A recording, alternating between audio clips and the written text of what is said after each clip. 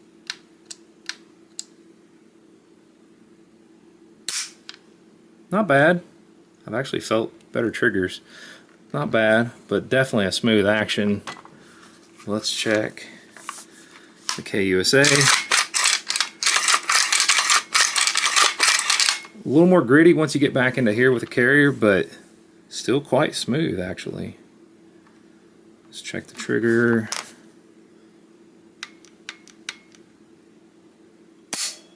Ooh, honestly guys, you're gonna think I'm nuts.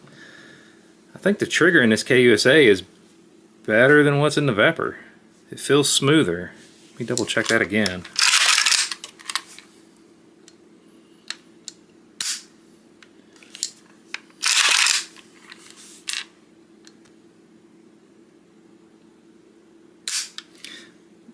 Okay, so the Vepr is slightly more gritty when you get back there before the break. The KUSA is just a smooth, clean break. Wow, that is a very smooth, clean break.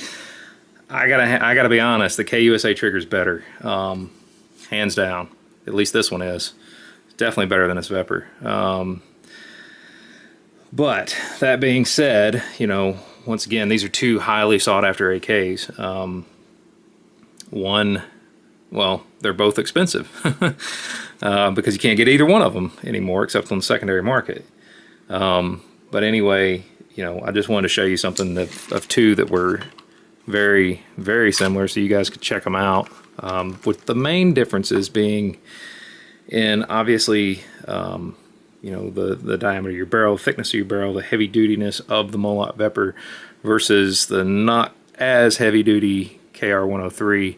You know, if you're going to take one to war, you know, this might be, or if you were in war, this might be a little bit better option in my opinion, just because of the heavy dutiness of it, the fact that it was made with an RPK style barrel, 1.5mm forged trunnion, as opposed to your standard trunnion. Now, rivet work looks good on both of these. No real complaints there.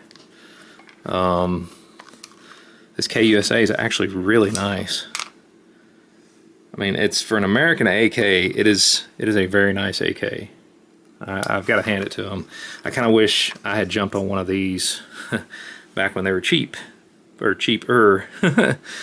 They've increasingly got more expensive, especially nowadays. But anyway, that being said, like I said, just wanted to share these two with you guys today so that if you were in the market for one, at least you could kind of have an idea of some of the differences associated with them. I know I've not covered all of them, not the best in that regard, but this is just, you know, for comparison purposes. Obviously you see your two different style rails, and I'll try my best to insert pictures as I go through this so that you guys can kind of see some up close photos of the different components, different features of each one of them. But that being said, like I said, just wanted to share this with you guys. As always, thank you to my subscribers. You guys are what makes this channel, and everyone else for your likes, your shares, your comments, because without you, this channel would not have any reach whatsoever. So I'm greatly appreciative of that, especially since I fund my own content and it's not cheap. But anyway, just want to thank you guys for tuning in. Thank you guys for sharing this passion with me in all these firearms that I take a look at, play with, restore, fix, all that fun stuff. And make sure you hit that bell notification to sign up for alerts anytime I put videos like this out. If you guys haven't subscribed, please consider doing so. It doesn't cost you a thing. Absolutely free. So I guess that's my spiel. So as always, thank you guys for watching, and I look forward to hearing from you in the comments below. And until next time, you guys have a great day.